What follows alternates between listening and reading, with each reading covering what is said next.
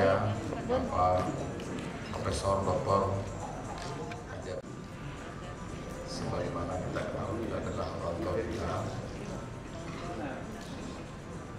yang dulu alhamdulillah sempat menjadi ketua agama Perdana Agama Mahkamah Agung di Indonesia, yang pada malam hari ini berkenan hadir di tengah kita untuk menyampaikan materi seputar hukum acara pada umumnya, yang dimana poin-poinnya nanti bisa kita diskusikan lebih dalam lagi. Jadi kalau seandainya ada dari para peserta yang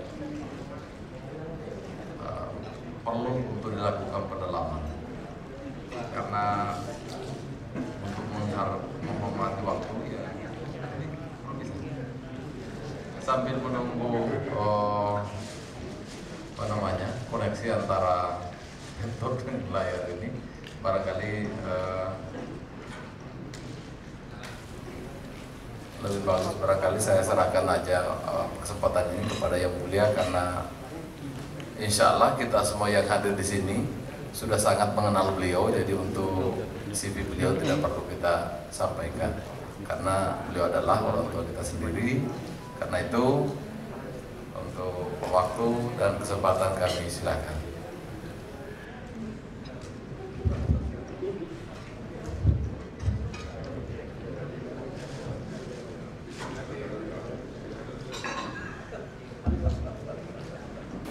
Assalamualaikum warahmatullahi wabarakatuh.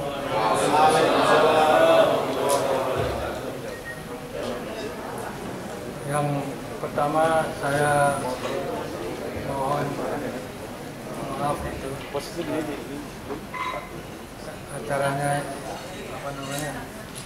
sudah minta duluan karena hari-hari Minggu ini saya ada kegiatan yang tidak bisa saya tinggal. Bisa malam ini saya bilang, nah ini mohon maaf, jadi kesalahan bukan dari panitia juga, dari saya juga. Saya sendiri juga sudah sampaikan, ya, kan sudah banyak yang muda-muda lah gitu ya. Jadi saya ini sudah meninggalkan beliau udah lama ya, sudah berapa 2017, 18 ya pensiunnya, 17 atau 18 ingat saya. Tapi yang untuk silaturahmi dengan bapak-bapak ini semua ketemu, senang juga ini yang udah lama bisa bertemu pada hari ini, ya, alhamdulillah. Senang juga hadir ya. Jadi saya posnya sekarang sudah lain ya. Jadi kalau dulu baca berkas, sekarang bacanya tesis atau disertasi gitu. Tiap hari itu pekerjaannya itu. Jadi saya sekarang di Jayabaya, jadi di situ dipercaya jadi direktur program sarjana. Jadi kalau ada yang berminat mau yang belum ada doktor, kalau pengen nanti hubungi saya aja gitu. Nanti saya bantu nanti. Banyak ini hakim-hakim agama yang sudah promosi banyak. Bisa saya hitung.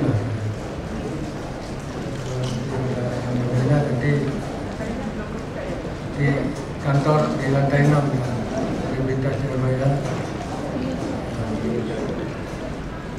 Silakan nanti datang.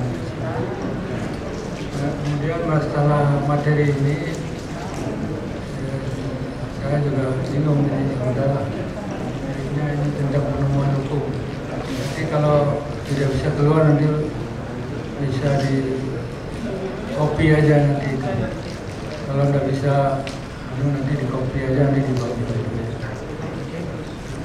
Jadi materi yang saya sudah sampaikan fokus pada penemuan hukum.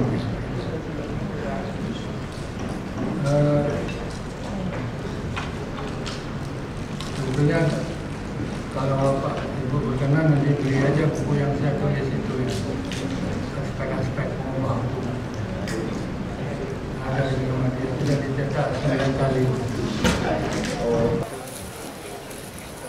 Nah, itu nanti bisa dibaca untuk pengetahuan. Tapi ini ada slide mungkin yang bisa membantu adalah yang pernah saya berikan juga kepada hakim PA di Bandung. Kalau nanti ini tidak bisa keluar, ya bisa di copy.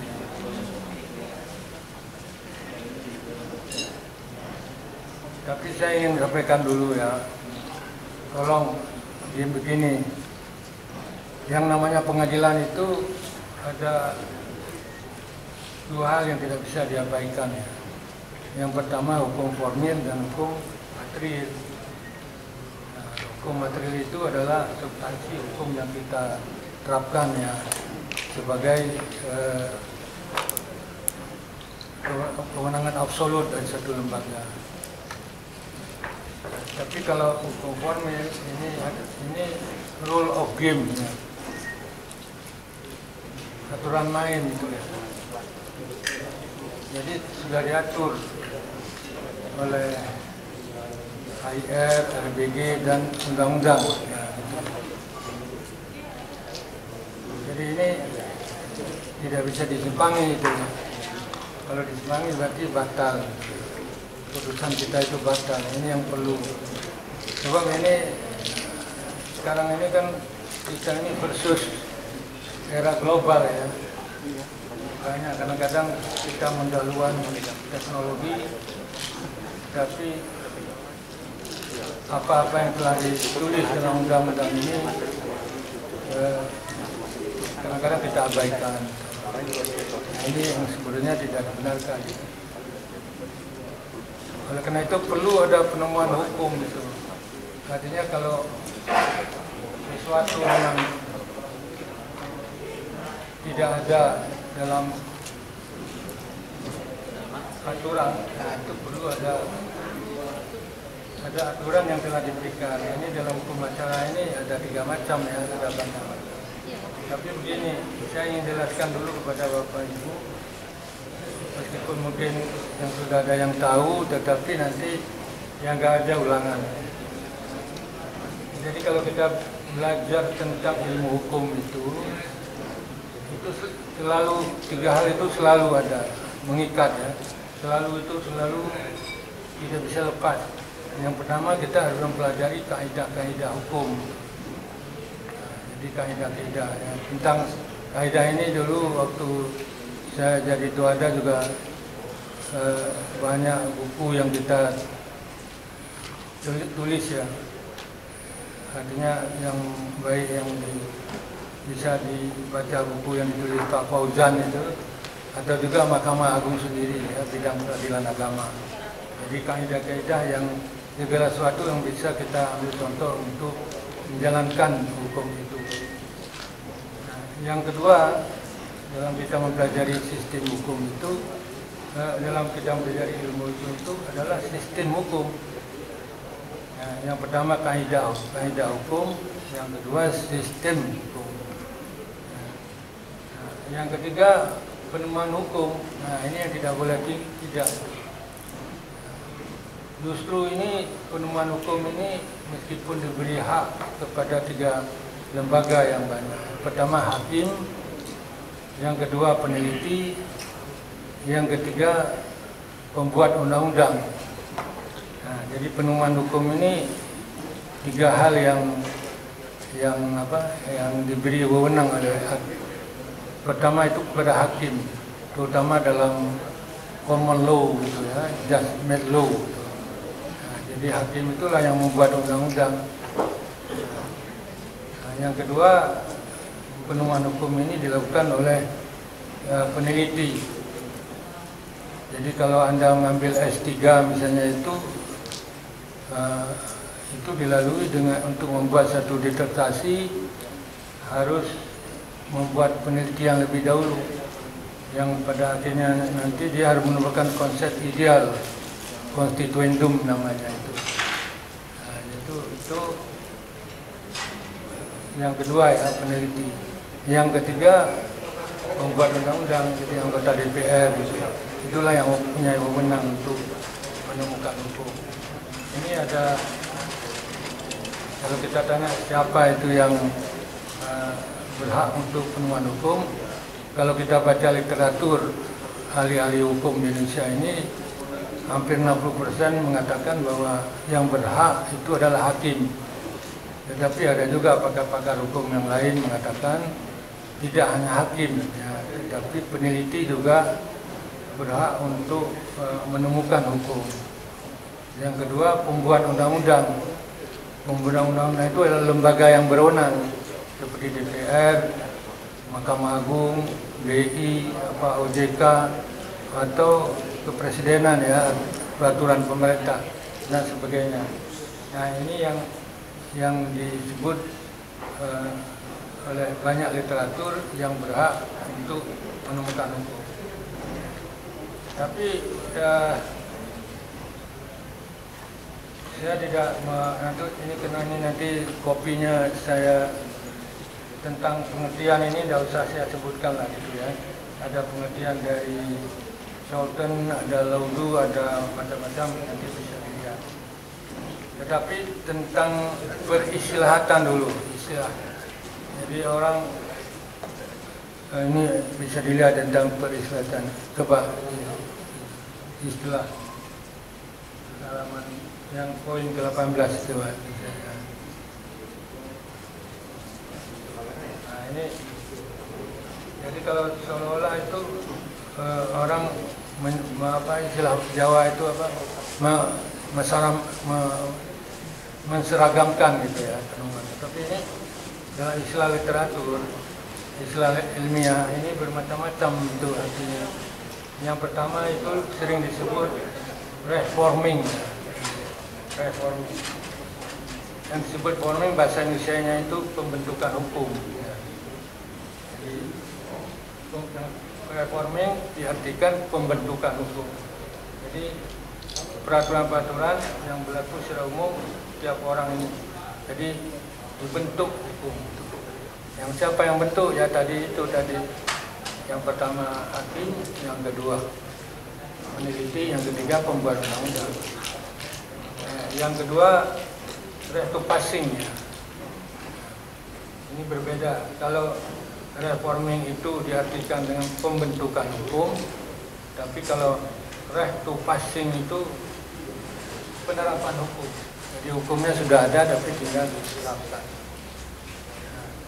Supaya nanti kita tidak mencerama penemuan hukum itu bermacam-macam pengertian. Nah, kemudian yang ketiga rehandafing ya. Rehandafing ini dalam bahasa Indonesia disebut pelaksanaan hukum. Nah, hukumnya sudah ada. Bagaimana cara hukum itu atau disebut juga law enforcement ya. Kemudian selanjutnya ini yang sering disebut reshaping ya. Reshaping ini bisa dilihat dalam slide. Penciptaan hukum.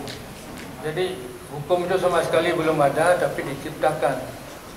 Siapa yang menciptakan itu ya hakim, ya peneliti, ya pembuat undang-undang. Ada tiga orang ya. Nah, kemudian yang sering yang kita bicarakan ini respending ya. Respending ini itu penemuan hukum ya, respending. Jadi ada kalimat dalam literatur ada 5 macam ini yang berbeda-beda, tapi orang seolah-olah menemukan itu penemuan hukum, padahal berbeda-beda. Ada penemuan hukum, ada penciptaan hukum, ada pelaksanaan hukum, ada tadi yang pertama tadi ada penerapan hukum dan ada pembentukan hukum. Ini supaya nanti tidak diseragamkan ya. Dalam istilah hukum itu dalam penemuan hukum ini berbeda. Nah, kemudian dasar hukum lanjut coba kita lihat ini, tidak usah saya sebutkan ya karena banyak ini. Yang penting pokoknya hakim itu sebelum memutus hakim tidak boleh menolak satu perkara yang diajukan kepadanya atau istilahnya pengadilan ya. Dan kalau dulu dengan pasal 22 AB itu hakim bisa dipidana itu kalau dia menolak dengan alasan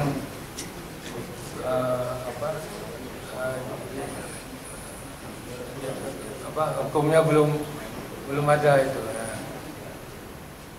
makanya dulu waktu saya masih jadi tuada itu ada laporan dari ketua-ketua hakim diberi tugas dibuat PMH itu kepada ekonomi syariah ini, ada yang di Purbalingga, ada di mana itu, ada beberapa itu nggak mau dia mengadili karena belum tahu, nanti bisa pelajari dulu. Nah, itu nggak boleh, hakim harus selalu siap ya. Hakim itu ius curiano fit ya, orang pinter itu, nggak ada hakim bodoh, itu nggak ada. Jadi apa yang diputus oleh hakim itu ya benar,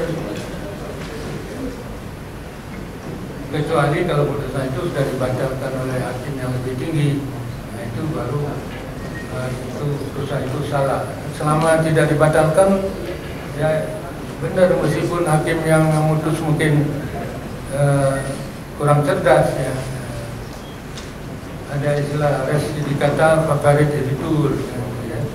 Jadi putusan itu dianggap benar sepanjang tidak dibatalkan oleh hakim yang lebih tinggi. Oleh itu nggak usah takut, silakan aja. Nah, nanti kalau di tingkat pertama salah akan diperbaiki di tingkat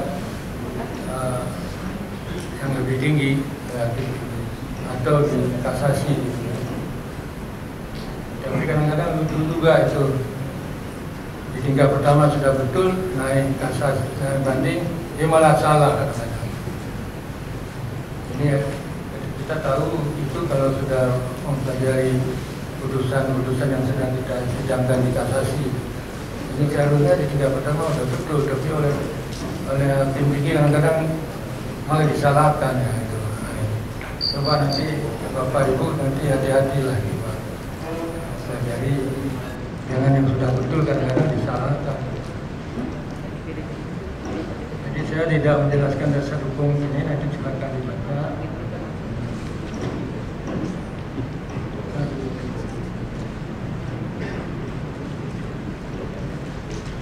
Kemudian saya ingin jelaskan kepada Bapak Ibu tentang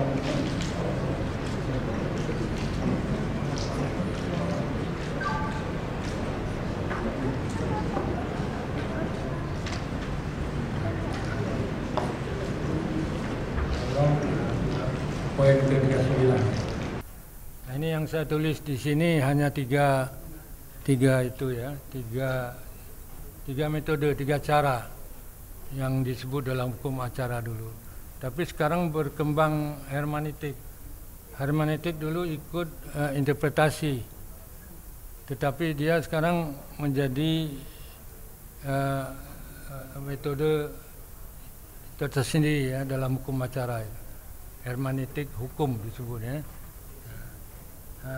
Tetapi sekarang sedang berkembang lagi falasi hukum, falasi, kesesatan berpikir hukum itu. Tapi yang sering dipakai ini yang pertama interpretasi, yang kedua konstruksi ya atau argumentum. Kemudian yang ketiga eksposisi, keempat hermeneutik hukum ya. Nah, ini kalau yang interpretasi ini bisa Bapak Ibu baca buku Sudikno ya, itu Profesor Sudikno ini bab-bab tentang hukum atau penemuan hukum ya, bukunya tipis itu. Beliau menjelaskan ini. Jadi begini, antara tiga hal ini, pertama interpretasi, berbeda ini semuanya. Kalau interpretasi, aturan hukumnya ada. Cuma ketika kita aplikasikan, sulit secara abstrak itu kepada yang konkret, sulit. Akhirnya kita perlu menafsirkan. Misalnya, kalau kita dulu belajar hukum pidana itu kan tentang orang pencurian ya. Yang disebut pencuri itu barang siapa mengambil barang orang lain dengan niat untuk dimiliki dan menguasai, itulah pencuri namanya. Ya. Tetapi ketika ada kasus orang mencuri arus listrik itu, ketika jaksa membawa orang itu kepada pengadilan, hakim kebingungan. Arus listrik itu apakah barang apa bukan, ya gitu. Sebab dia itu bukan barang, tapi nggak bisa dilihat, ya abstrak. Gitu. Nah, oleh karena itu, oleh hakim diputuslah perkara itu dengan cara interpretasi. Dia pakai legitimasi yang ekstensif, memperluas pengertian. Nah, pengertian barang itu, barang yang konkret, yang terhadap pencurian arus listrik yang tidak bisa dilihat itu juga dianggap sama dengan barang. Oleh karena itu, kepadanya dihukum sebagai pencurian. Nah, itulah. Nah, tetapi dulu kita, Bapak Ibu mungkin pernah belajar ya, itu putusan Pak Bismar Siregar ya, yang terkenal. Kalau kita belajar hukum pidana itu di mana-mana dulu mesti diajarkan itu, putusan Pak Bismar Siregar itu, yang penafsiran yang salah. Putusan beliau itu dibatalkan oleh pengadilan tinggi karena ada kejadian seorang suami, kalau tidak salah saya mau membunuh istri, suami membunuh selingkuhan istri karena kedapatan istri sedang selingkuh. Ya. Jadi si suami pergi ke kantor, tetapi dia hatinya nggak enak pulang. Tapi dia masuk ke rumah, kok dilihat kok ada puntung rokok yang masih baru ya, itu ada sandal jepit, ada apa. Didatangi terus ke kamar, ya dilihat istrinya sedang selingkuh sama laki-laki. Kemudian laki-laki itu mengambil parang lalu membunuhlah itu si laki-laki.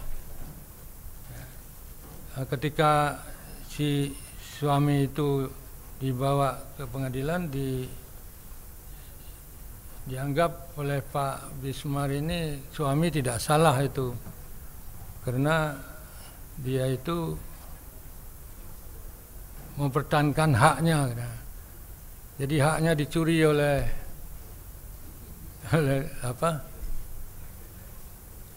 si pembunuh itu, si yang selingkuh itu.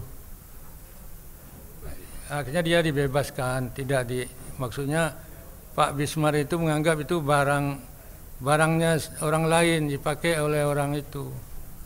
Nah, jadi pengertian, jadi dia menafsir begitu.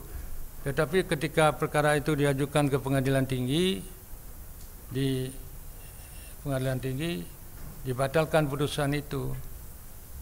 Sebab penafsiran yang beliau lakukan itu adalah tidak rasional. Ya. Akhirnya sayang putusan itu sudah sampai ke kasasi ya. Ya, cuma hanya di tingkat pengadilan tinggi saja gitulah. Nah, tapi itu cukup menarik juga kalau kita belajar hukum pidana itu di pengantar-pengantar itu ada itu cerita seperti itu. Nah, jadi ini yang saya sebutkan ini beberapa macam yang itu ini yang ditulis oleh Pak Sudikno ya, metodenya ini. Ya, metode itu yang kita boleh memperluas ya, atau memperkecil, atau membandingkan ya. Ada berapa macam ini ya? Ada gramatikal ya, ada ini matanya sudah nggak bisa lihat lagi, numpuk ini. Ya, tapi ada gramatikal, ada historis, ada sosiologis, ada komparatif ya, macam-macam. Jadi kalau Bapak ingin menafsirkan sesuatu itu ya pakailah metode ini.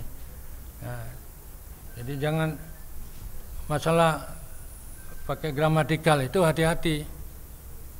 Sebab gramatikal itu dengan cara bahasa ya, bahasa juga banyak yang menyesatkan kita juga. Coba misalnya kata tahu misalnya ya, tahu itu tahu yang kita makan. Tetapi dalam pengertian lain tahu itu ya mengerti ya. Jadi hati-hati juga ya. Ada kejadian ya, kita lihat orang Medan anaknya itu melamar dengan seorang gadis ya di Brebes, di Larangan itu. Ketika pertemuan keluarga untuk menentukan pernikahan, nah, itu ada kata-kata dari pihak istri. Oke Pak, nanti sekaligus bawa ular-ularnya ya Pak, gitulah, ular-ularnya gitu. Nah, ketika waktu menikah itu dibawalah ular setengah karung itu ya, itu ya. Padahal maksudnya ular-ular di Brebes itu adalah tukang ceramah agama itu. Tapi pengertian orang Medan ini ularnya ular dibawanya itu, ya itu. Ya, jadi hati-hati juga ya. Jadi dalam penafsiran gramatikal itu juga banyak menyesatkan. Disebut fallacy of law ya. Banyak menyesatkan hukum itulah. Ya, jadi ini banyak yang kadang-kadang kita tidak sadari ya.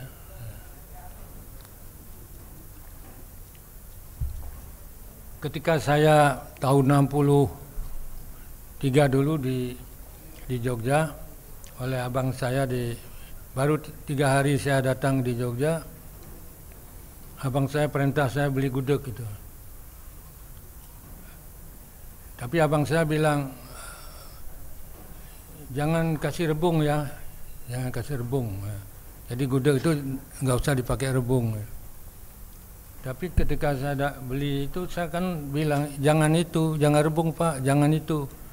Makin ditambah aja ke situ. Ya, jangan itu maksudnya saya tunjuk kan. Maksudnya jangan itu. Tapi oleh orang jual gudeg itu ditambah aja. Saya pulang dimarahi abang saya, kamu tuli apa kan? Ya, tadi jangan. Nah, tapi kata-kata jangan ya. Kalau di Jawa itu jangan itu kan sayur, ya gitulah. Ya, jadi banyak. Jadi hati-hati dalam pengertian gramatikal ini banyak menyesatkan. Yang disebut dalam hukum acara itu fallacy, ya. Fallacy menyesatkan orang itu. Nah ini banyak lagi di sini. Jadi ingat ya, dalam argumentasi itu hukumnya ada, aturan hukum ada. Cuma ketika Bapak, Ibu selaku hakim ingin mengaplikasikan dalam satu hal yang konkret, itu tidak bisa. Akhirnya perlu ada interpretasi. Ya, jadi memperluas, ya, atau sosiologis, artinya apa yang berlaku dalam masyarakat, atau dengan perbandingan, atau dengan ekstensif,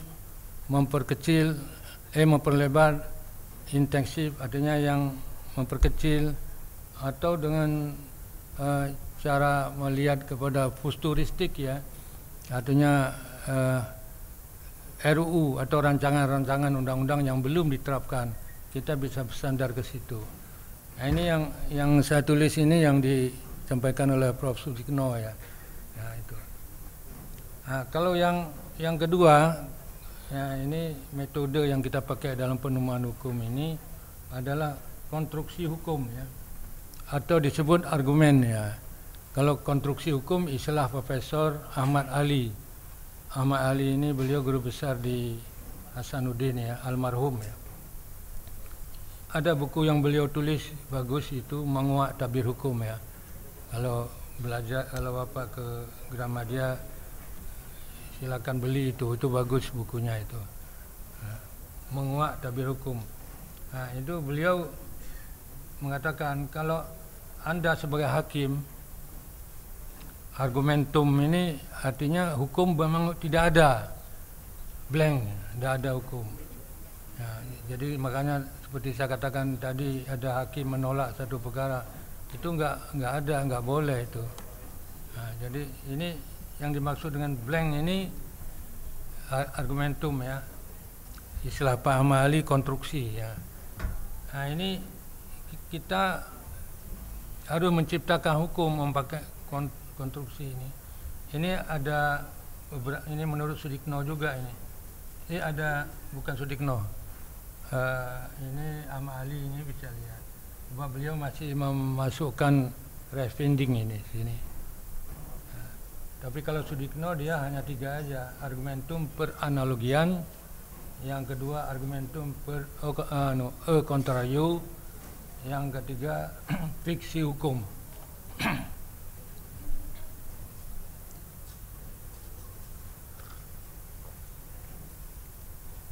Jadi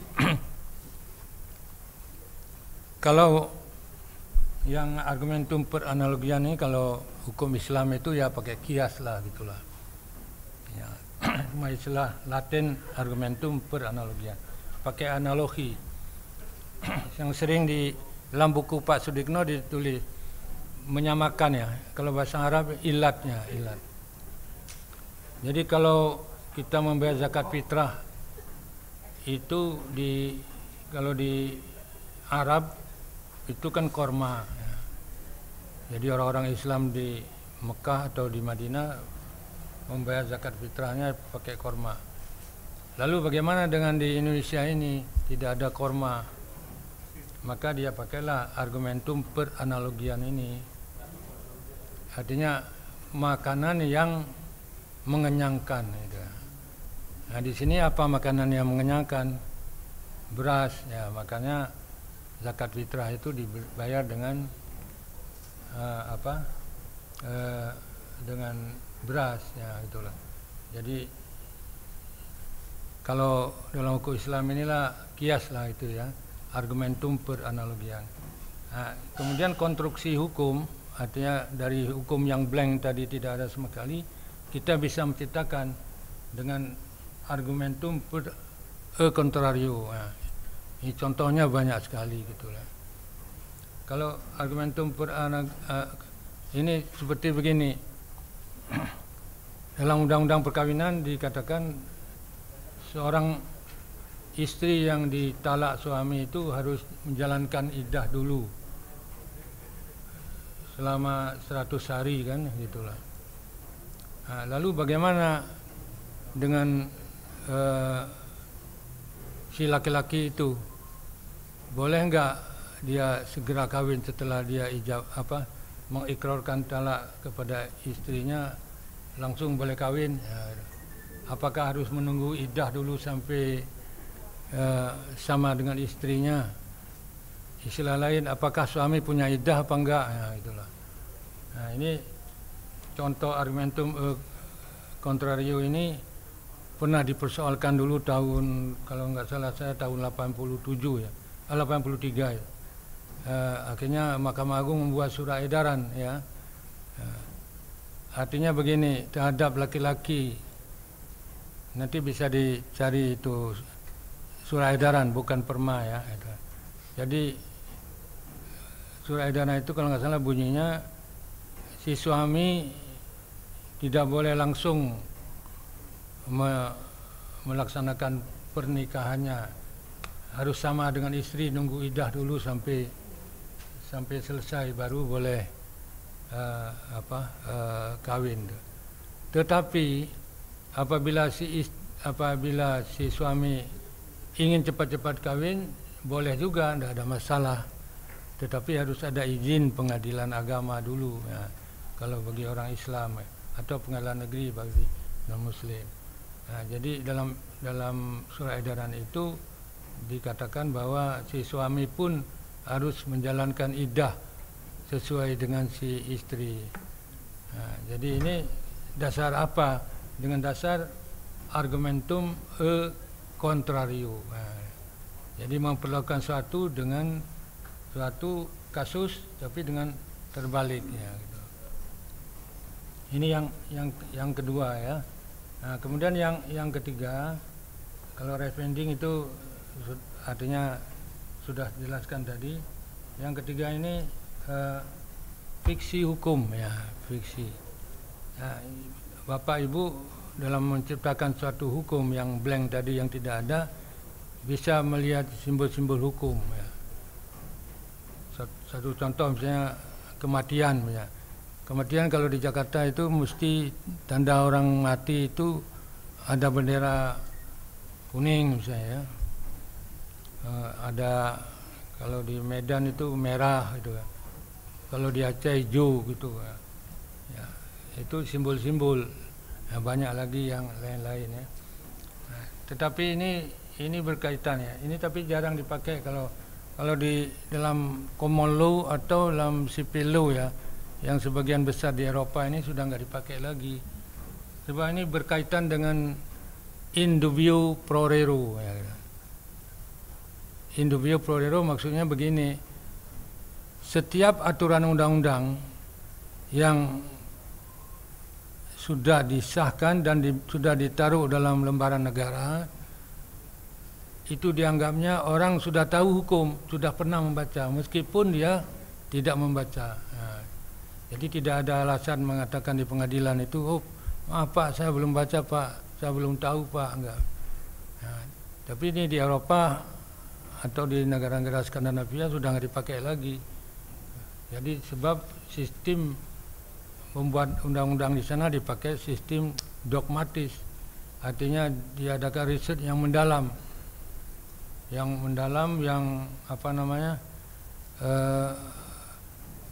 melibatkan semua para pihak yang terkait, sehingga melahirkan sebuah undang-undang. Enggak kayak kita di Indonesia, dia pakai sistem empiris ini, ya. Empiris buat dulu lah, enggak cocok dirubah-rubah, sehingga susah kita membaca di Indonesia ini. Undang-undang nomor sekian yang telah dirubah dengan undang-undang dirubah kedua kali sekian, ya. Ya, itu dia kena di Indonesia pakai aliran empiris itu, ya. Nah, ini satu permasalahan juga di Indonesia ini.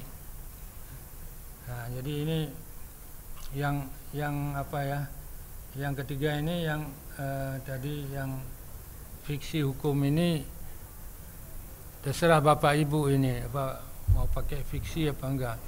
Ya, artinya simbol-simbol apa yang tapi mungkin juga, ya, berkaitan dengan al-adatu muhakamah juga ini. Jadi yang hidup dalam masyarakat ini, ya. Nah, itu.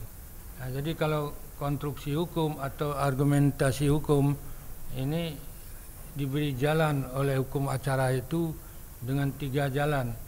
Yang pertama adalah argumentum per analogian, yang kedua argumentum e contrario, yang ketiga adalah fiksi hukum, ya, dengan melihat kepada simbol atau hukum yang hidup dalam masyarakat. Nah, ini tapi begini, kalau kita baca buku Profesor Ahmad Ali itu begini, dalam hukum acara itu setiap konstruksi hukum yang kita bangun itu tidak boleh lepas dari common basis idea, ya. Jadi harus ada cantelannya, harus ada kapstok, ya.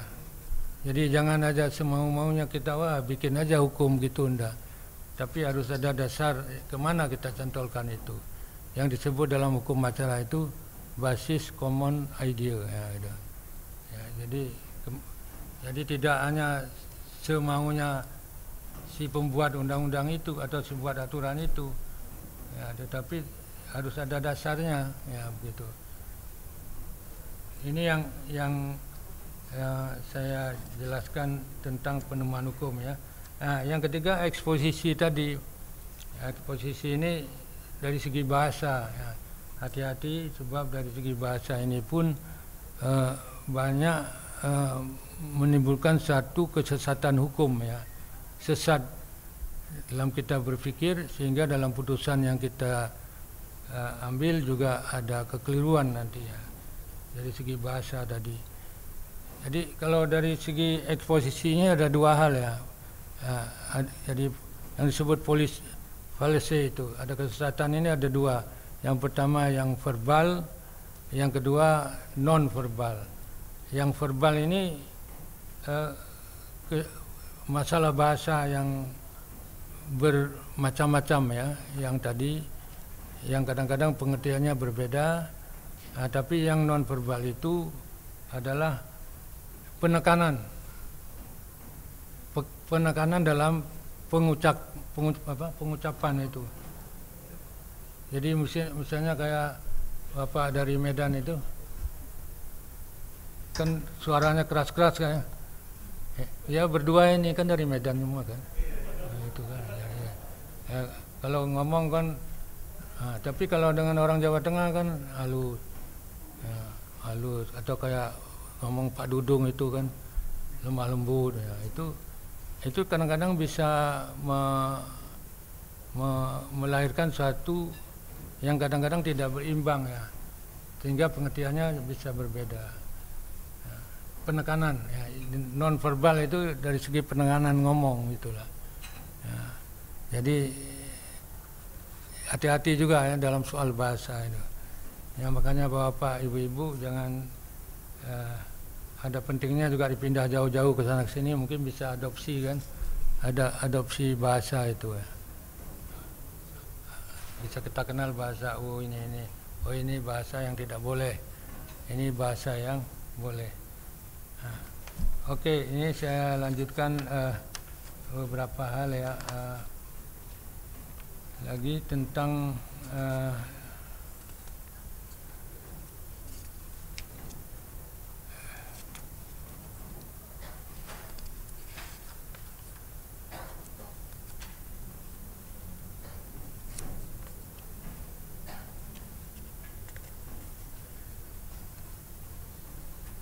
kemudian yang interpretasi Bu, ini kan tadi baru 3 ya.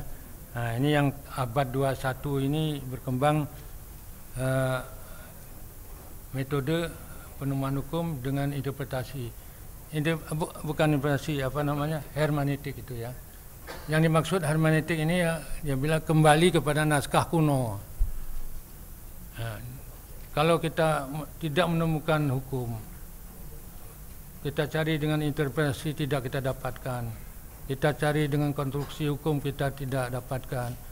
Kita cari dengan fiksi hukum tidak kita temukan. Maka kita lari kepada hermeneutik hukum. Ya. Jadi mencari naskah-naskah kuno atau naskah ini mungkin batu-batuan seperti dulu ya, prasasti macam-macam itu. Nah kalau kita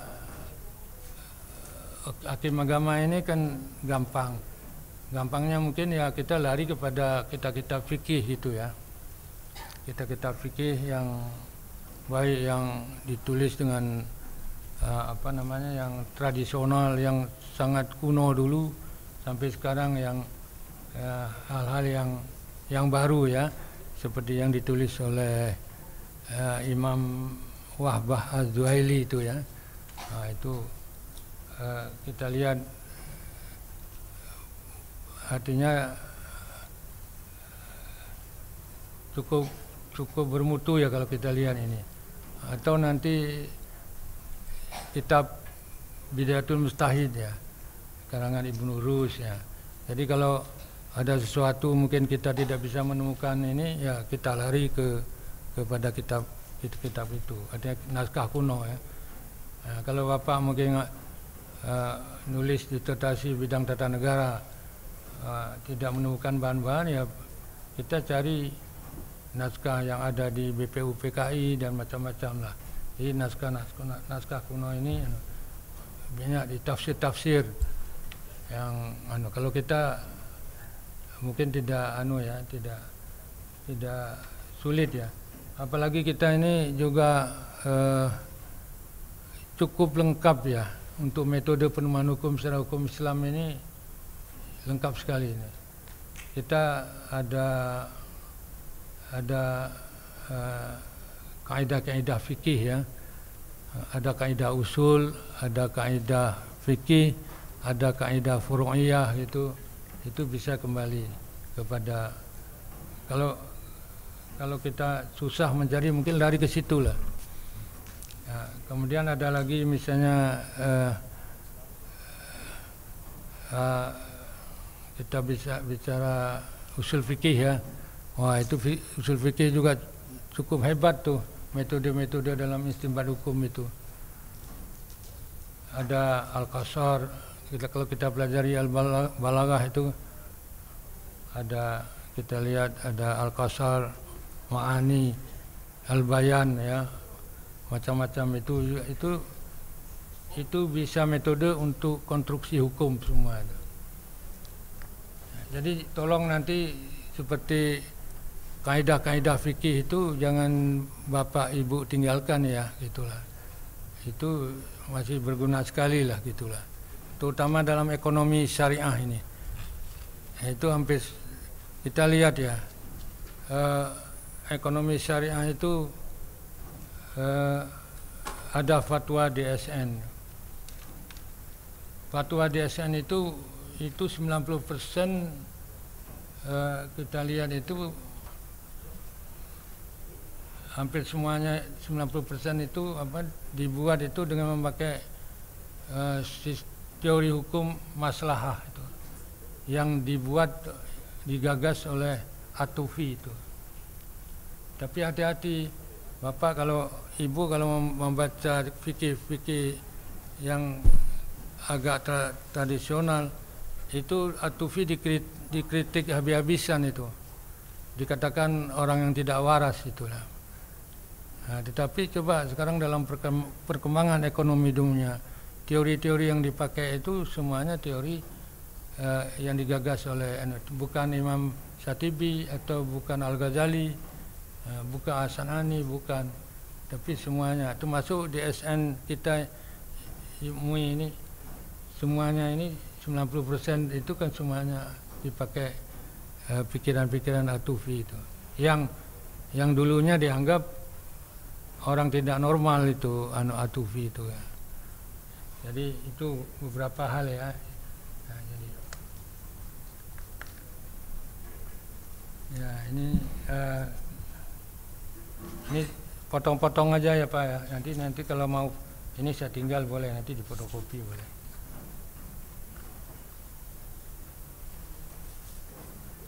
Nah, kemudian yang selanjutnya ini agak coba 57 coba. 57. Bagaimana penemuan hukum oleh hakim ini? Yang pertama ya ini, juga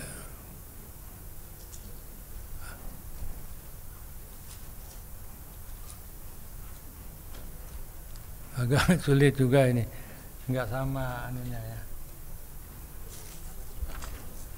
Atau saya tinggal aja nanti. Jadi penemuan oleh hakim ini yang pertama, kenapa diperlukan penemuan hukum? Karena untuk mengisi kekosongan hukum tadi ya. Jadi kenapa? Jadi jangan sampai Bapak menolak atau Ibu menolak perkara, nanti saya pelajari dulu. Nah, jangan. Jadi kalau PMH sudah dibuat oleh ketua, ya konsekuensinya ya kita harus melaksanakan. Ya, jangan, mohon maaf, pelajari dulu Pak, atau tidak ada waktu belajar lagi. Kalau belajar lagi dulu waktu sekolah jadi cakim dulu kan. Nah, kalau sekarang ya ready for use ya. Nah, kemudian yang kenapa diperlukan penemuan hukum itu, yang pertama tadi untuk mengisi kekosongan hukum. Yang kedua, karena ada konflik ya antar norma hukum ya. Ini juga karena ada antinomi hukum. Ya, ini perlu kita ciptakan satu konsep ideal. Ya, jadi misalnya Bapak menemukan satu yang kadang-kadang konflik. Yang sering konflik itu di hakim agama ini kan masalah di satu sisi masalah ultra petita itu. Ya, padahal itu dalam hukum acara kan azas universal ya. Azas universal. Jadi bukan di sini saja, tapi di seluruh dunia pun hakim itu baik common law maupun civil law itu azasnya itu dilarang keras kalau ultra petita itu. Artinya tidak boleh memutus perkara itu melebihi apa yang dituntut. Ya. Jadi kita kan sering ada konflik itu seperti itu norma ini karena kita sering mengatakan kasihan. Ya. Misalnya anak tidak dituntut nafkah anak, tapi oleh hakim ditambah. Nah, itu sebenarnya melanggar ultra petita. Tetapi di sisi lain konfliknya itu, kasih anaknya nanti kalau nggak ditentukan siapa. Nah, ya itu jalan keluar ya, mungkin oleh hakim yang terbaik. Tapi secara hukum acara itu tidak benar, melanggar azas internasional. Nah, kemudian kenapa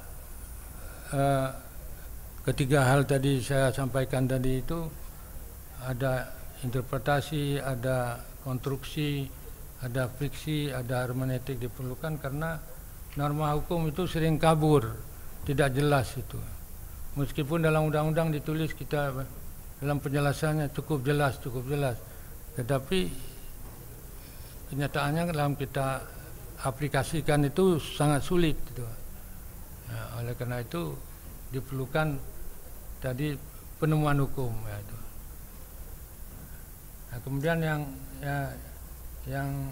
yang kabur ini ya, maksudnya bukan kabur fotokopinya tidak jelas, bukan, tapi sesuatu yang kadang-kadang tidak jelas dalam aplikasi satu aturan itu ya. Nah, itu makanya perlu kita adakan penemuan hukum. Nah, tapi di sini juga saya tulis itu yang sudah diberikan rumusan oleh hukum acara itu atau aturan hukum umum, antinomi hukum. Ya, antinomi hukum ini artinya yang konflik ya. Nanti Bapak Ibu bisa menyelesaikan dengan cara yang dibawa, yang leg posteriori derogat legi priori ya. Jadi undang yang kemudian yang dipakai. Ini banyak juga. Sekarang ini kan perda-perda banyak sekali bertentangan dengan yang ini. Jadi tolong nanti juga jangan terkecoh ya. Ini. Kemudian yang khusus dengan yang umum dipakai yang khusus. Ini ada beberapa aturan ya. Jadi ini beberapa hal yang saya sebutkan ini pentingnya ini. Kemudian yang terakhir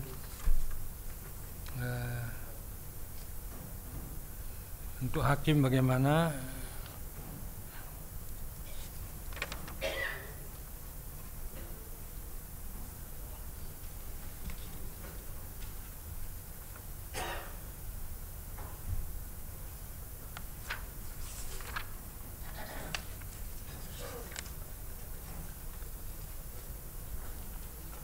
bisa. Kemudian ini ada saya tulis juga ini pada Presti 63 ya, coba kalau ada. Nah, ini ada beberapa kendala mungkin dari yang perlu Bapak pikir diskusikan nanti, kendala eksternal dan internal dalam kita memutus satu perkara atau dalam satu menghadapi dalam persidangan ya. Ini yang dari luar ini mungkin bisa dilihat ya. Yang pertama tekanan dari pihak eksekutif legislatif ya. Ini masih banyak terjadi juga. Waktu saya zaman jadi itu ada dulu, waduh, sangat banyak surat-surat yang kita dapatkan ada tekanan-tekanan dari itu. Nah, tapi ini Bapak Ibu sebagai hakim ini mandiri ya, ya terserah Bapak Ibu itu. Jadi jangan sampai tergoyahkan itu ya. Kita kadang-kadang kalau pokoknya cari duit yang berkah lah gitulah ya. Jangan karena pengaruh dari luar ini kita kadang-kadang lupa. Nah, ini yang pertama. Yang kedua, ada peraturan perundang-undangan yang saling bertentangan ini. Ini banyak ya. Dengan kita dalam bidang ekonomi syariah ini. Itu dalam buku yang saya tulis, hukum ekonomi syariah ini ada 32 aturan undang-undang yang bertentangan ini. Nah, ini nanti bisa dilihat ya dalam buku itu, kalau Bapak yang sudah pernah ikuti sertifikasi mungkin punya buku itu, nanti dilihat. Jadi peraturan perundang-undangan yang saling bertentangan. Nah, ini perlu kita cari solusinya, mana aturan hukum yang akan kita pakai. Oleh karena itu perlu hukum ditemukan itu. Kemudian masih banyak masyarakat yang buta hukum ya. Artinya budaya hukumnya kurang. Ini bisa Bapak Ibu rasakan sendiri. Mungkin kalau sudah hakim tinggi ini tidak begitu, tapi waktu kita masih di tingkat pertama ini memang anu sekali. Nah, kemudian yang internal. Nah, ini saya tulis, ya, bisa Ibu lihat. Masih banyak hakim kurang menguasai hukum acara. Hukum acaranya ini. Jadi kadang-kadang menyepelekan hukum acara. Padahal itu seperti yang saya katakan tadi, hukum acara itu adalah rule of game ya, aturan main. Ya. Tapi kalau aturan main nggak dipakai lagi ya bagaimana gitu ya. Ini ya bukan pengadilan lagi namanya. Ya, sebab ya bukan Indonesia saja atau kita saja ya, tapi kita seluruh dunia pun hukum acara ini dipakai dalam pengadilan. Ya misalnya kita akui teknologi ya, tapi saya juga heran ya. Saya pernah ke Yordan, ke Qatar ya, Qatar itu, ke Sudan, ya banyaklah, ke Australia. Itu kalau di Qatar itu hukum apa namanya itu, buku register tetap seperti yang kita dulu di meja itu, panjang-panjang itu di meja, ditulis pakai tangan. Saya tanya, kenapa kamu kan sudah pakai teknologi yang hebat, saya bilang.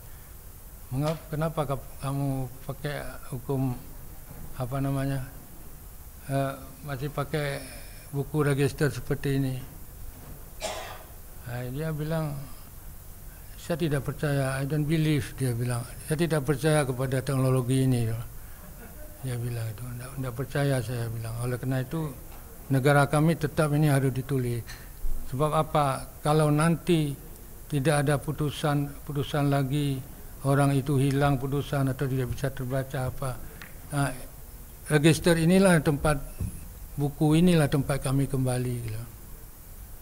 Nah, tapi kalau kita lihat sekarang, nggak ada lagi di pengadilan agama buku yang panjang-panjang itu ya. Masih ada apa enggak?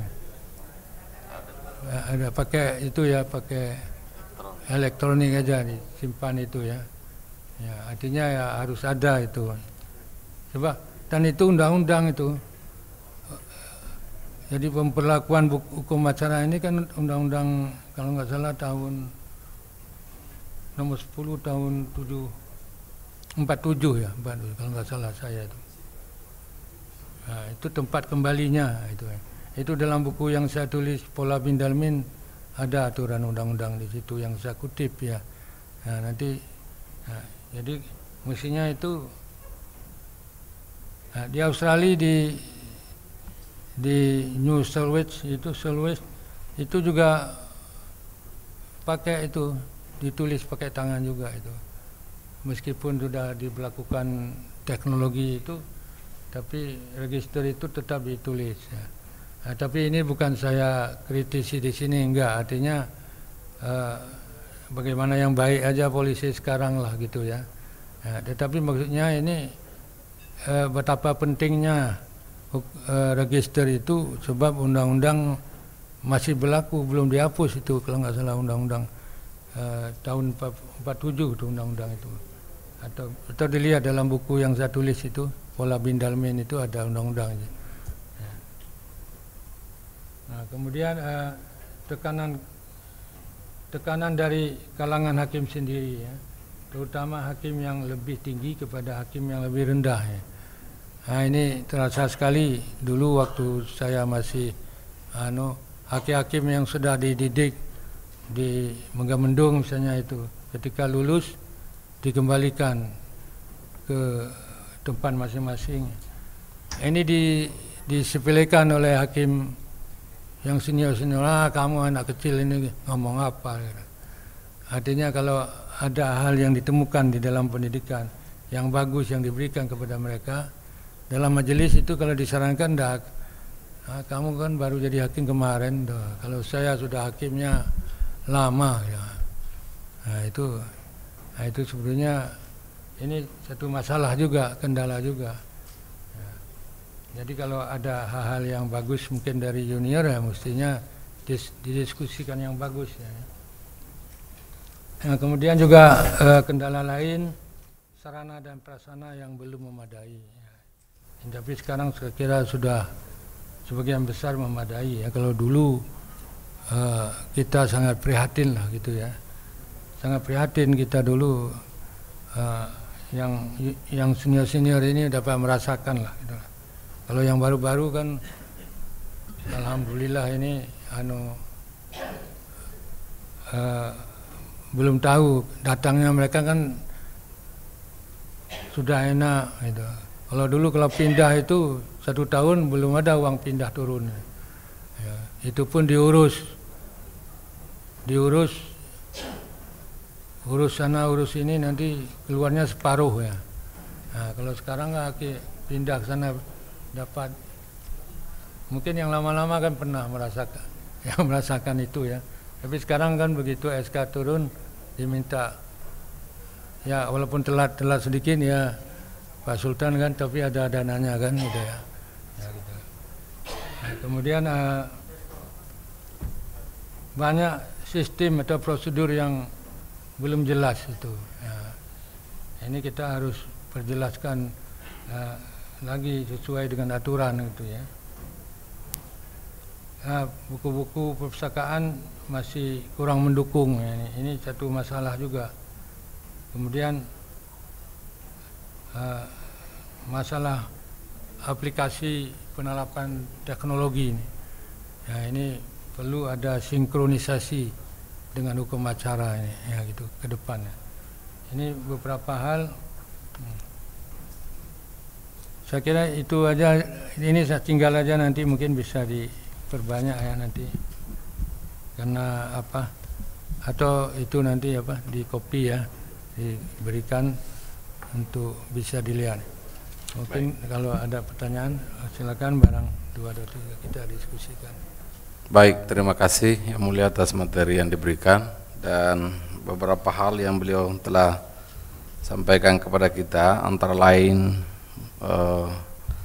metode penemuan hukum baik yang sifatnya interpretasi, konstruksi, eksposisi, hermeneutik maupun pelesi hukum atau kesesatan dalam berpikir hukum. Kemudian bagian yang sering kita temui dalam konstruksi hukum itu adalah argumentum per analogian, argumentum a contrario, dan fiksi hukum.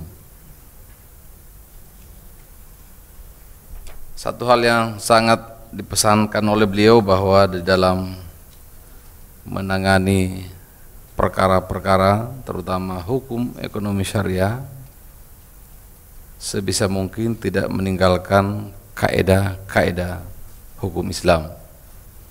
Ya, mungkin ini agar kita bisa betul-betul menerapkan ilmu baru yang disebut beliau dengan hermeneutika hukum. Selanjutnya saya kira ada banyak yang disampaikan beliau, dan mungkin sebelum kita akhiri pertemuan malam ini ada yang saran atau pertanyaan atau kritik atau apalah sifatnya yang bisa kita diskusikan, bisa kita kasih waktu. Tapi sebelumnya ya, baik yang telah diterangkan oleh beliau maupun mungkin permasalahan hukum yang dialami di tempat tugas masing-masing. Ya, saya persilahkan Pak Rusman Malapi. Silakan Pak, ada mic, silakan supaya didengar.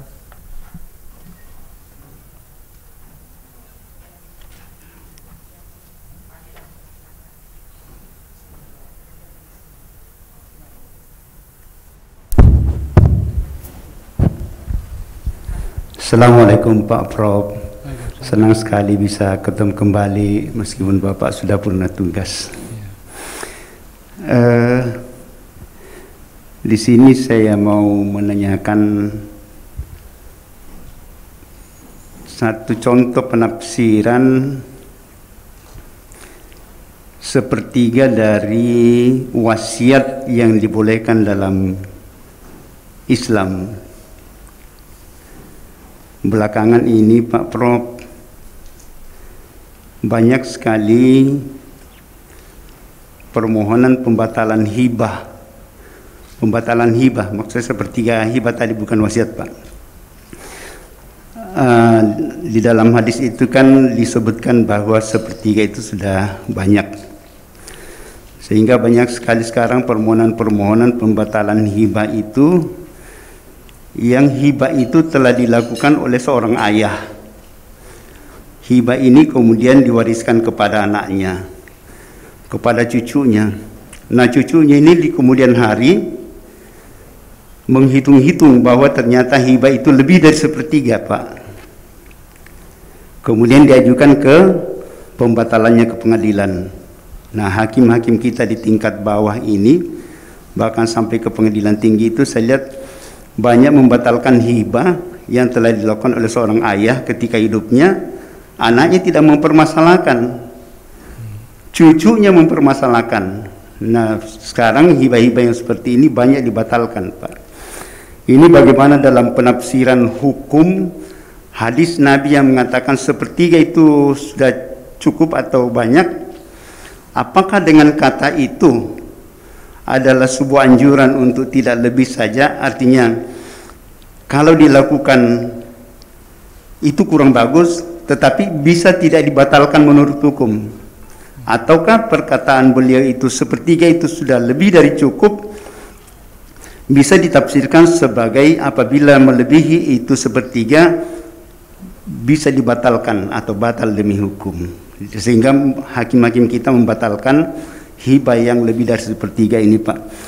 Saya sampaikan ini karena saya melihat ada kerancuan hukum, penerapan hukum Islam di kalangan orang Islam tentang penerapan hibah ini dibandingkan dengan norma hibah yang ada dalam hukum perdata dan hukum adat yang tidak seperti itu Pak.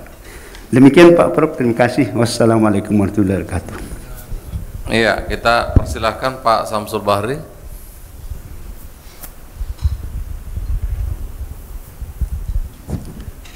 Assalamualaikum warahmatullahi wabarakatuh. Terima kasih banyak atas kesempatan yang diberikan.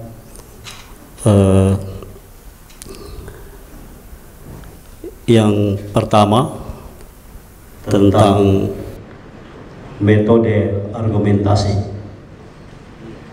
Di situ terdiri dari argumentasi peranalogian, ad contrario, tes perfecting, dan fiksi hukum. Kalau dalam pretest tadi ada argumentum a fortiori. Jadi metode konstruksi argumentum a fortiori, dia contohkan di situ bahwa menyimpan narkotika saja dilarang, apalagi memperjualbelikannya. Jadi bisa dianalogikan bahwa mendekati zina saja dilarang, apalagi melakukannya. Tetapi ada juga yang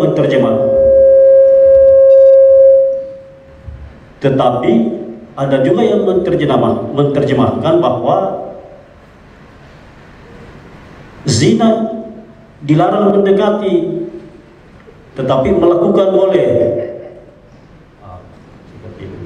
Jadi yang saya ingin pertanyakan ini, argumentum a fortiori ini masuk di dalam kategori metode argumentasi yang Prof tadi jelaskan, apakah di peranalogian, a contrario, atau descripting, atau fiksi hukum. Kemudian yang kedua, perkembangan hukum saat ini,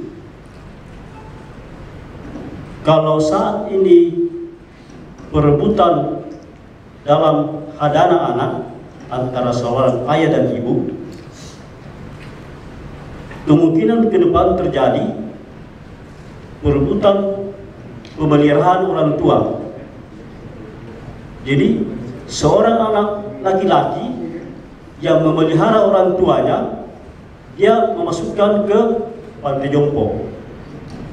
Sementara anak perempuan tidak mau kalau orang tuanya dimasukkan ke panti jompo, sehingga mereka berselisih. Nah, maka hal ini, perselisihan ini akan terjadi, diajukan nanti ke pengadilan tentang perselisihan perebutan pemeliharaan orang tua. Nah, sekarang hukum apa yang kita pakai? Itu yang kedua. Kemudian yang ketiga, saya melihat kondisi perkembangan teman-teman hakim kita di pengadilan itu sering melanggar ultra petita, karena ada ex officio. Nah, termasuk yang Prof tadi katakan bahwa seperti kasihan dengan kondisi ibu yang memelihara anak kalau tidak diberi biaya oleh orang tuanya. Jadi ada di situ ex officio, sehingga terjadi ultra petita. Itu pun terjadi juga di tingkat banding. Apalagi kalau hakimnya perempuan, wah sangat kasihan seperti itu. Baik, kami mohon penjelasan Prof tentang kondisi yang seperti ini. Terima kasih banyak. Assalamualaikum warahmatullahi wabarakatuh. Waalaikumsalam warahmatullahi wabarakatuh.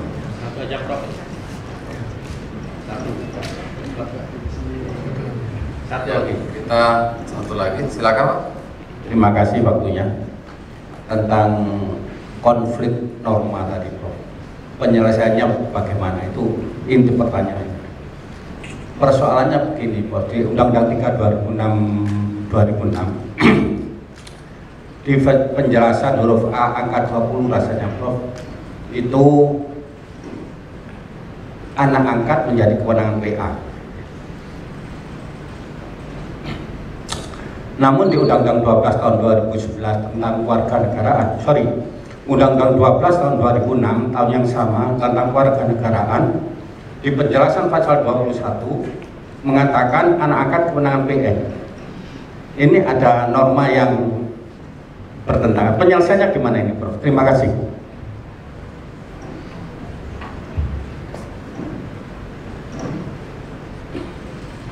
Ya, saya kira langsung aja kita serahkan kepada Rasulullah. Silakan. Terima kasih, ini pertanyaannya cukup bagus ya. Cuma sayang saya sudah di luar sistem jadi tapi ini oke lah. Tentang masalah ketiga wasiat ya. Hibah. Hibah. Ini kan kalau dalam hukum Islam kan banyak sekali tentang tulisan-tulisan yang mengenai hibah. Tapi Bapak Ibu Saudara Hakim saya kira di sini pakai teori masalah saya kira yang paling pas. Apa masalah begini? Kalau kita pakai teori masalah apa itu Al-Ghazali atau Al-Shatibi atau As-Sanani atau yang terakhir Al-Tuki, nah, nanti kita lihat maqasidus syariahnya bagaimana. Nah, kalau sudah pakai itu ya, sebab begini, sekarang cucunya kan kadang-kadang nggak tahu masalah, terus nanti gugat. Apalagi jangankan itu ya, kadang-kadang kuburan-kuburan pun sekarang dijual digugat ya. Kayak di Aceh itu yang saya kecil dulu ada tidak sempat saya selesaikan itu karena ada pemekaran desa kuburan sampai berantem itu antar dusun keluarga karena kuburan itu sekarang jadi di mall ya, dijadikan mall. Sekarang saya pulang ke Aceh kemarin saya lihat, saya lewati ini dulu tanah yang ada hakim yang bilang sama saya ini dulu yang perkara yang Bapak putus dulu ini sekarang jadi mall. Jadi mungkin dulu udah ada harga tapi sekarang jadi harga. Nah, jadi tidak ada, yang penting dilihat materinya saja si gugat itu. Tapi tolonglah nanti Bapak masalah teori masalah dilihat, tapi nanti diterapkan maqasidus syariah dari itu. Artinya manfaat. Kalau saya kira ini hanya mata-mata materi sudah berpuluh tahun, nggak usah dikabulkan, untuk apa dikabulkan? Itu apalagi yang gugat itu kadang-kadang sembahyang pun enggak kadang-kadang. Nah itu ya nggak usah dipikirin. Kalau saya tegas saja begitu. Kemudian yang kedua masalah argumentum yang kontrario tadi. Itu contoh-contoh yang Bapak sampaikan itu semuanya masuk ke situ. Misalnya wala taqrabuz zina, mendekati saja tidak boleh pasti melakukan. Tapi jangan, ada juga aliran di Jepang yang dilarang kan mendekati, tapi melakukan kan enggak. Nah itu ya jangan. Di Jepang kan banyak ada aliran Islam, tapi Islamnya Islam ngawur itu. Artinya aliran itu gini, mohon maaf ya, mereka dianggap satu kesalahan kalau berzina itu tidak mendatangkan utilitarian, kebahagiaan. Jadi kalau sama-sama bahagia nggak ada masalah. Nah, itu kan nggak benar. Di Jepang ada aliran Islam tapi Islamnya seperti itu. Nah itu ya nggak benar lah kalau seperti misalnya wala taqul lahuma uffin gitu ya. Jangan kamu bentak orang tuamu. Bentak saja nggak boleh, apalagi yang pilih gitu. Itu masuk dalam sama saja dengan surat edaran Mahkamah Agung itu melakukan yang terbalik juga. Jadi banyak lagi contoh-contohnya. Tapi kalau nanti coba nanti Bapak slide saya tinggal nanti itu ada contohnya ya. Ada aliran-alirannya, aliran penemuan hukum ini banyak Pak. Ada ini sudah saya sebutkan semua di sini, dan ada yang progresif, ada yang yang opositif, ada juga hukum modern ya. Ini ada semua di sini. Nah, jadi tidak hanya satu aliran saja dalam menafsirkan satu hukum. Ada beberapa aliran yang ini sudah ada mazhab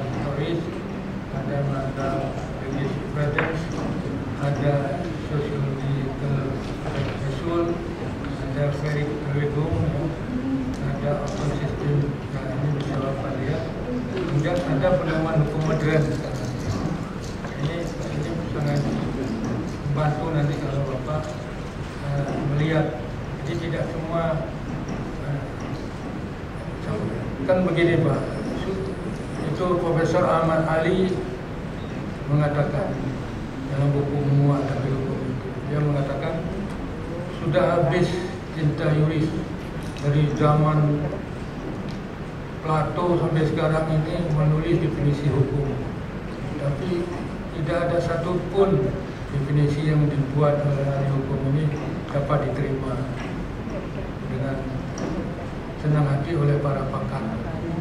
Sebab memberi definisi hukum ini berbeda dia dari sudut pandang perspektif apa yang dilihat. Jadi sampai sekarang ini tidak ada definisi hukum yang pas yang diterima oleh semua pihak, itu tidak ada. Cuma unsur-unsurnya saja yang dapat kita lihat. Unsur-unsur yang kita lihat, ya misalnya kalau kita bicara hukum itu hukum tertulis, mengikat, memaksa, melanggar dihukum dan macam-macam, itu ada unsur-unsur yang disepakati. Tapi kalau definisi penuh sampai sekarang tidak ada. Nah, ini banyak sekali aliran-aliran ini.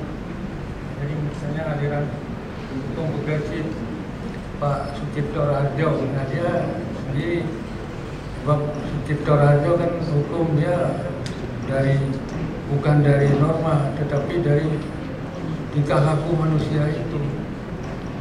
Tapi kalau Pak Mukhtar Kussumaatmadja dulu besar di mana itu di Pajajaran ya, Menteri Kehakiman dulu zaman Orde Baru, yang disebut hukum itu menurut dia yang norma dan harus dilibatkan kekuasaan. Makanya ada gium yang mengatakan bahwa hukum tanpa kekuasaan itu angan-angan. Tapi kalau kekuasaan tanpa hukum itu kedoliman katanya. Itu ada gium. Jadi itu tadi kembali kepada pertanyaan Bapak yang kedua tadi. Ini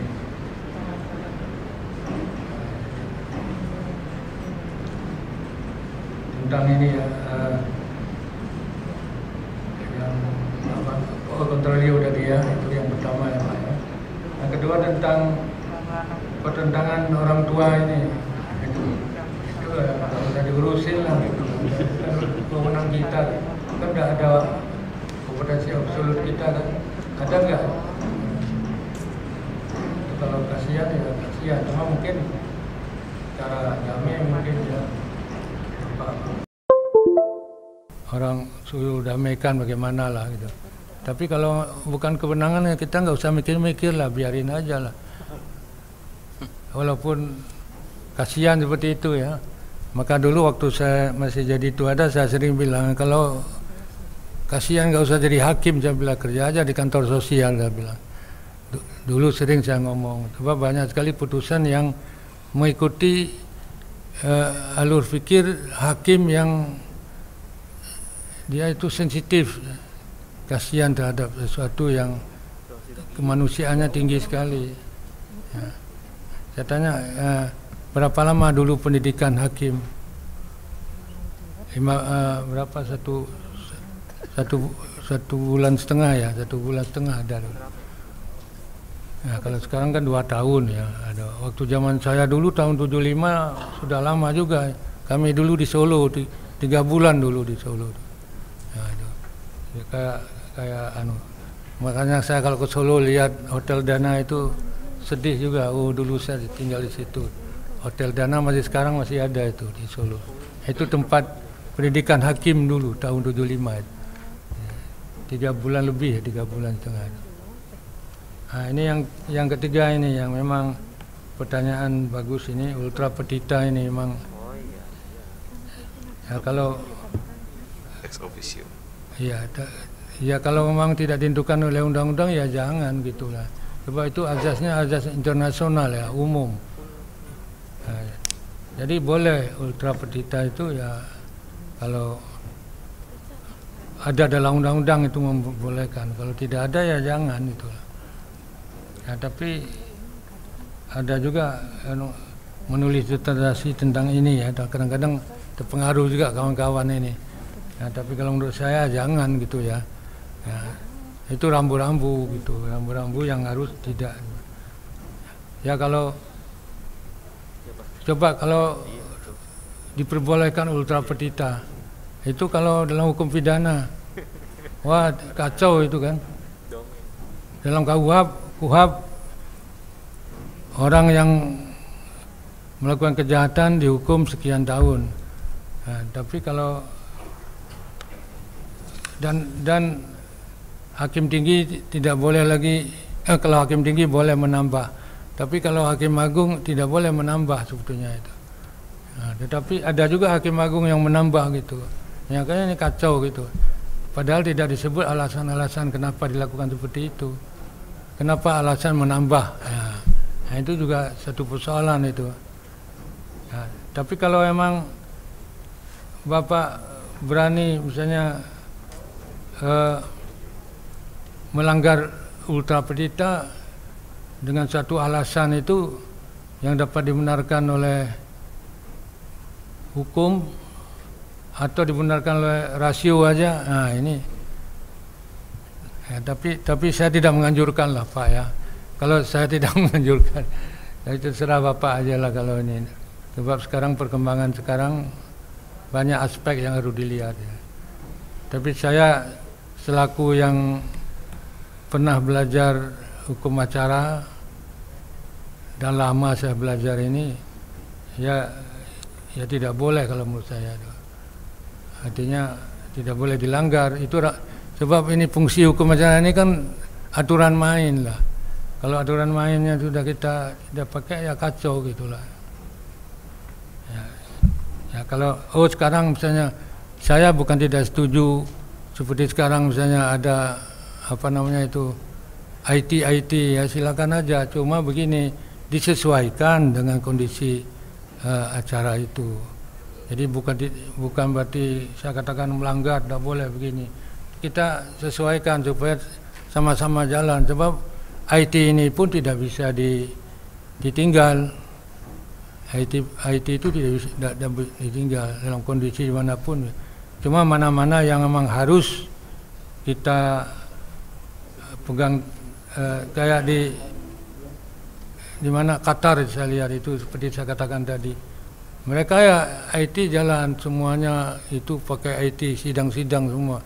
Nah, tetapi itu yang register itu ya tetap ditulis tangan. Ya. Itu contoh ya, bukan. Saya melihat sendiri ya bersama Pak Hatta Ali dulu saya ke sana Qatar itu. Jadi ditulis tangan rapi gitu. Ya. Jadi ya ini pun kita begitu.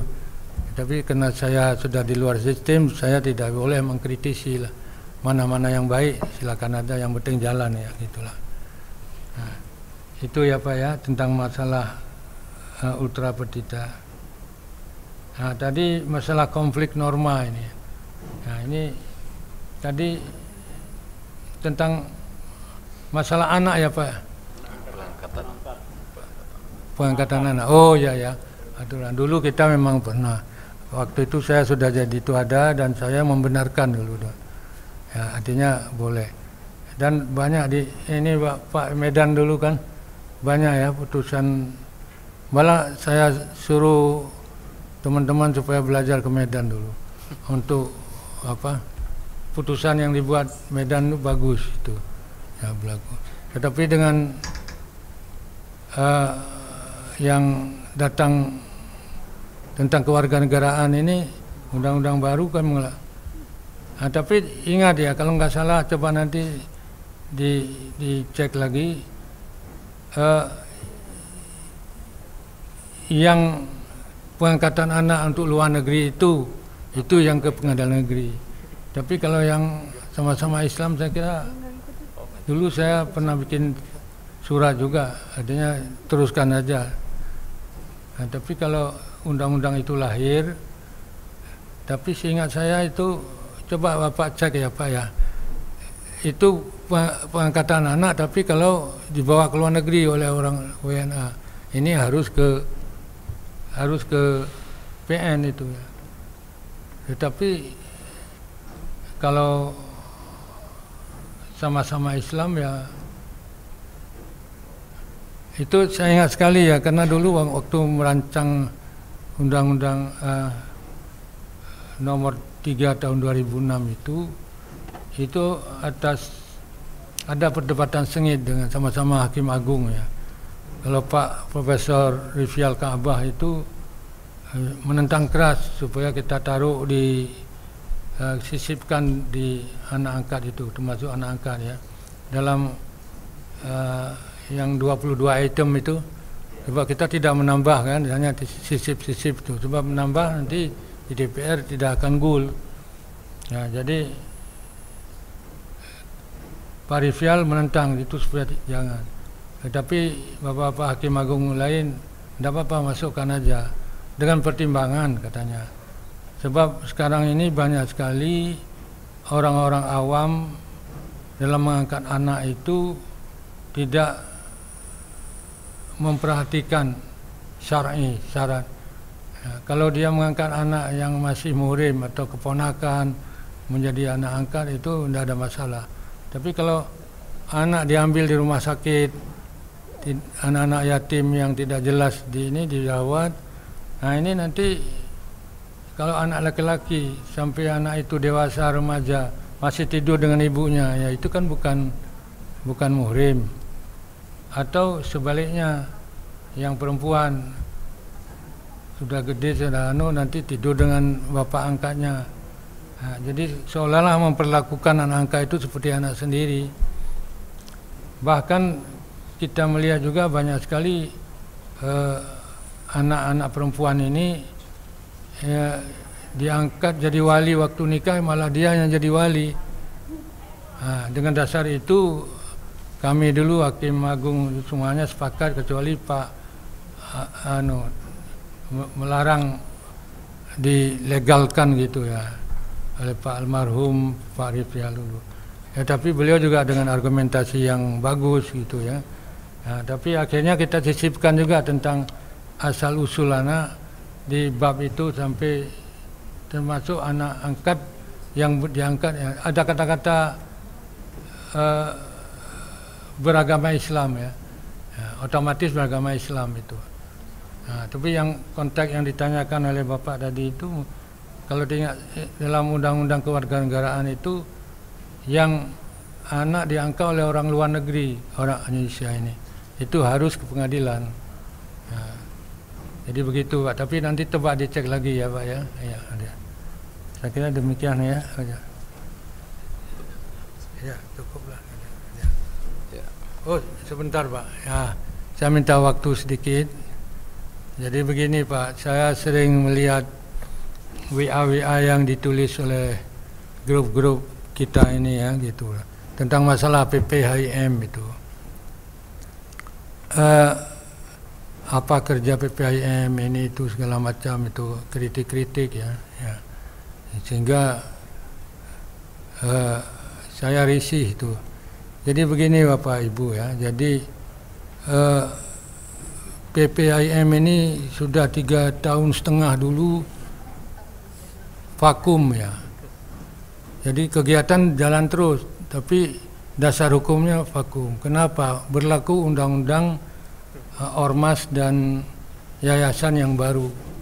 Nah, ketika kita akan membuat satu perbaikan yayasan itu terbentur karena orang-orang lama ini kadang-kadang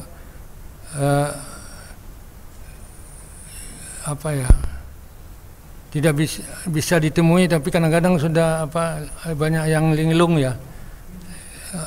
Jadi pengurus yang lama dulu, yang pengurus yayasan itu, ini itu ke Departemen Hukum HAM itu harus dilampirkan orangnya. Kalau mau mengundurkan diri harus ada permohonan mengundurkan diri lah, pernyataan pengunduran diri. Tetapi kalau kita mencarikan itu lama, hampir 2 tahun baru bisa. Misalnya ada pengurus lama itu Pak Muksinun ya, ketua PTA Surabaya kalau nggak salah dulu beliau. Tapi beliau sehat di Madiun. Tapi kalau kita tanya diam aja, tanda tangan tidak bisa. Ada juga Pak Kultubi, ada Pak Mansur, ada Pak Kadir KPTA Semarang. Jadi itu prosesnya agak sulit. Akhirnya atas bantuan notaris dibuat surat bahwa itu mereka sudah tidak bisa lagi diajak komunikasi itu. Akhirnya dengan surat itu dibuat surat notaris, dibawa ke Departemen Hukum HAM, ya, disahkanlah yang baru. Jadi disahkan ini belum ada setahun. Ya,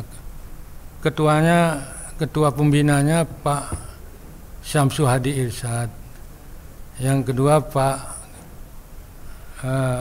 Kamil, pensiun-pensiunan semua. Yang ketiga Pak Habibur Rahman. Ya. Tetapi 2 hari setelah turun surat dari Departemen Hukum HAM, ini Pak Syamsu Hadi wafat. Akhirnya dirubah lagi, sekarang ketuanya ketua pembinanya Pak Kamil, ya, Ahmad Kamil. Wakilnya Pak siapa tadi, Pak Habibur Rahman. Kemudian ketua pengurusnya saya, sekretarisnya Hasan Bisri di Jogja sekarang. Terus satu lagi siapa, lupa saya. Sekretarisnya Pak itu, pengurusnya ketua saya, wakilnya Pak Wahyu, sekretarisnya Pak Hasan Bisri, kemudian bendaharanya Pak Kadi, Dr. Andes Kadi, dan Bapak Imron Kamil, ya, pensiun semua ini. Bapak mungkin ada yang nggak kenal mereka, ya, ada yang kenal. Kemudian pengawasnya Pak Andi Samsul Alam dan Pak Rum. Inilah komposisi sekarang yang disahkan oleh apa namanya. Tentang kegiatannya, walaupun dulu vakum, tetap jalan semua. Jadi apa yang kita nikmati sekarang seperti ini, ya sebagian besar ini ya perjuangan PPHIM semua itu. Bagaimana menempatkan undang-undang itu, Pak, itu tahu siapa namanya itu? Alaidin, yaitu dulu kan asisten saya. Beliau tahu itu, kadang-kadang tidur di kantor terus gitu, karena lembur, karena kita berurusan dengan DPR, berurusan yang paling berat dulu waktu kita memperjuangkan bagaimana pengadilan agama ini ditempatkan dalam Undang-Undang Dasar 45. Ini paling berat tuh. Ya, sampai kita lihat menjelang meninggalnya Pak Aden Buyung Nasution, beliau masih mengatakan itu penempatan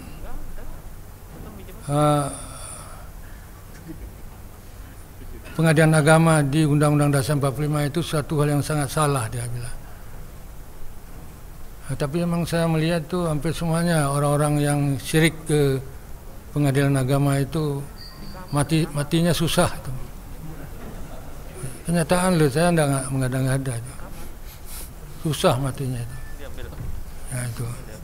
Jadi kita nggak usah ngomong ya, tapi jangan dikira bahwa PPHIM itu tidak bekerja, diam apa kerja. Itu selalu ada dalam WA yang saya itu keliru, saya kira itu. Cuma bekerja PPHIM ini silent, ya itulah. Ya sekarang ini bekerja sama dengan Direktorat Dirjen, kita mempersiapkan berapa 5 PTA baru itu. Ya, jadi cuma kan kita nggak ngomong PPHIM ini dengan ngajak ini enggak, tapi dengan kita dengan Dirjen intent terus gitu. Kita hubungi orang-orang DPR, ngundang orang DPR. Cuma kalau ngundang kan tidak mungkin di warteg itu kan. Kita kan aja restoran ngobrol-ngobrol, ini lo makalahnya, ini yang Bapak ngomong kan begitu. Jadi begitu Pak. Jadi yang sekarang kita nikmati ini tidak ada orang lain kecuali kita. Dan itu bukan atas perjuangan seorang one man show, enggak. Semua dulu sesepuh kompak dulu. Enggak ada yang tidak kompak ya. Dari Pak Taufik, Pak Samsu, Pak semuanya itu, semuanya sampai kemarin Pak Samsu Hadi yang terakhir boleh aktif ya gitulah. Jadi begitu saja. Tolong kalau nanti Bapak ada pembinaan kepada PA-PA, tolong disampaikan lah gitu, bahwa itu apa mempertanyakan. Saya baca WA grup-grup PTA ini, kadang-kadang wah ini orang nggak tahu. Padahal yang dinikmati sekarang ini ya bukan orang lain yang berjuang, tapi kita sendiri, tapi melalui. Dan kita sudah banyak berbuat ya. Kemarin dulu bagaimana Mahkamah Syariah Aceh itu dihujat sampai internasional. PPAM bikin buku itu yang sudah diterjemah dalam bahasa Inggris itu, disebar ke seluruh dunia itu. Baru agak reda LSM itu. Kemudian ketika kemarin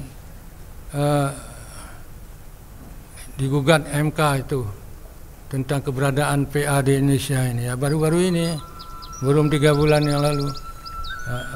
Tapi kita sudah buat ini. Kita seminarkan dengan kerjasama dengan direktorat juga ya.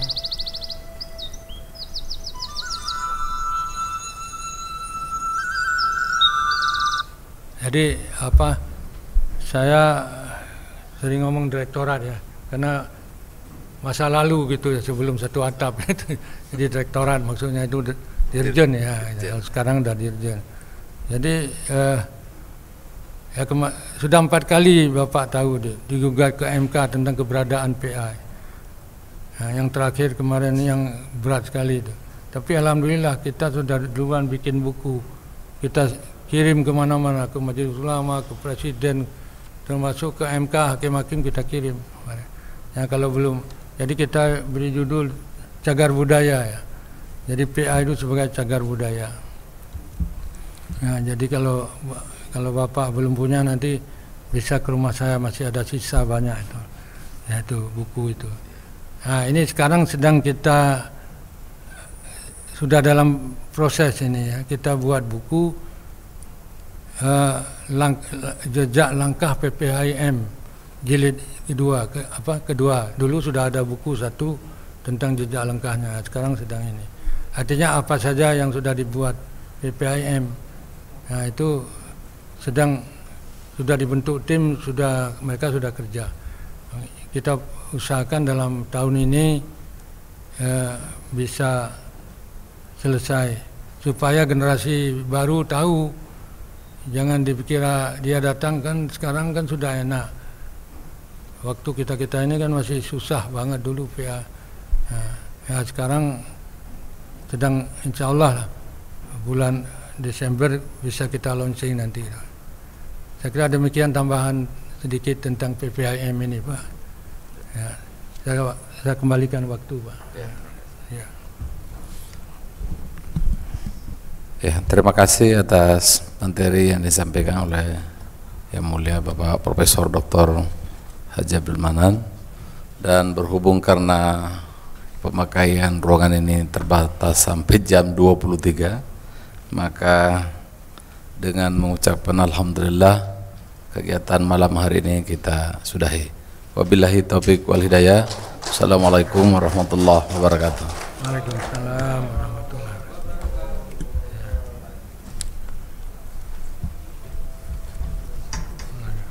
wabarakatuh. Minum dulu.